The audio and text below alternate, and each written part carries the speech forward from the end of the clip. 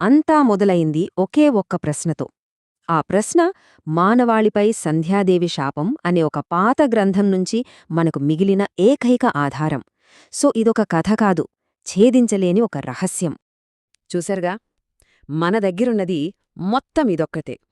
సంధ్యాదేవి పురుషులకు ఈ శాపం వెందుకు పెట్టింది? ఈ కొన్ని పదాల్లోనే ఎక్కడో పోగొట్టుకున్న ఒక కథ, మర్చిపోయిన ఒక చరిత్ర మొత్తం దాగి ఉంది. దీనర్థం why did Sandhyadevi curse men? ఇది మనకు దొరికిన సమాధానం కాదు, సమాధానాన్ని వెతుకుతున్న ఒక ప్రశ్న. మన ఈ పరిశోధన మొత్తం కూడా ఈ ఒక్క ప్రశ్న చుట్టూనే తిరుగుతుంది. దీనిలో నుంచి మనం ఒక పెద్ద పురాణ గాథ నీడను పట్టుకోవాలి. ఆ పనే మనం ఈరోజు చేయబోతున్నాం. అసలు కథే మనకు తెలియనప్పుడు ఆ కథ పుట్టడానికి కారణమైన ఈ ప్రశ్న లోపల దాగి ఉన్న ఆధారాలను ఎలా బయటకు తీయగలం, ఎలా అన్వేషించగలం?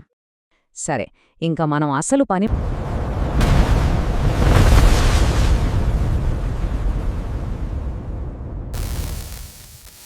మొదలు పెడదాం. ఈ ప్రశ్నను చిన్న చిన్న ముక్కలుగా విడగొట్టి చూద్దాం. ఎవరు, ఏమిటి, ఎవరికి అన్మాట. ఈ ప్రశ్నలకు సమాధానాలు వెతుకుతూ ఈ రహస్యం లోపలికి వెళదాం. మనం మొదటి ఆధారం సంధ్యాదేవి.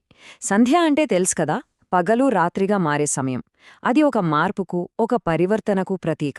మరి ఆమె ఒక దేవత లేదా ఒక శక్తి స్వరూపమా? మనకు ఖచ్చితంగా తెలీదు. కాని మనకు తెలిసింది ఒకటే, శాపమిచ్చింది ఆమె. ఇక రెండో ఆధారం శాపం అనే పదం. ఇది చాలా చాలా బరువైన పదం. శాపం అంటే ఏదో కోపంలో అనేసిన మాట కాదు.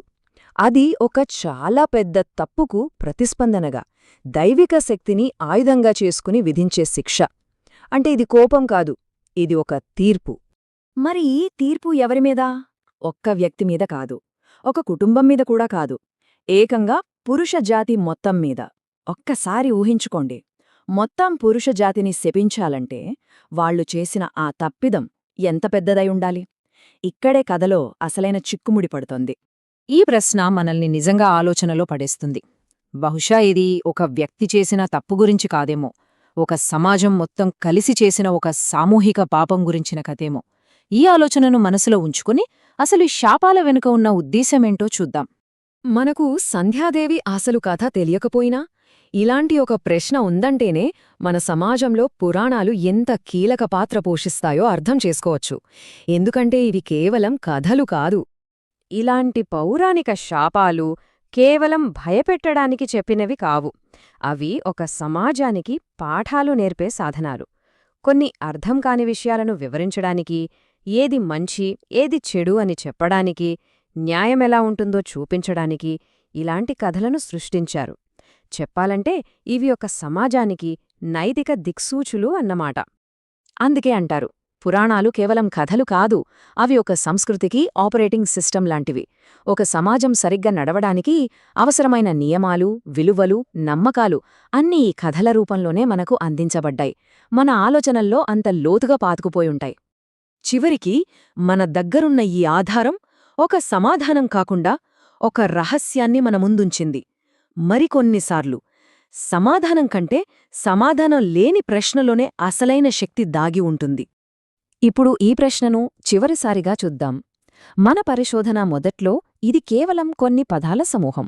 కాని ఇప్పుడు ఇది న్యాయం, నైతికత, వాటి పర్యవసనాల గురించి ఒక సంస్కృతి ఎన్నో ఏళ్లుగా చేసిన అన్వేషణకు ప్రతీకలా కనిపిస్తోంది. కథ మనకు తెలియకపోవచ్చు, కాని ఈ ప్రశ్నను అడగడమే ఒక గొప్ప కథ.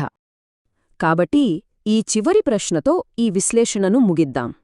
ఏది ఎక్కువ శక్తివంతమైనది? మనకు పూర్తిగా చెప్పబడిన కథనా, లేక ఆ కథ మనసులో మిగిల్చి వెళ్లే ఒక సమాధానం లేని ప్రశ్న? బహుశా కొన్ని కథలు ముగియకపోవడమే వాటి గొప్పతనమేమో.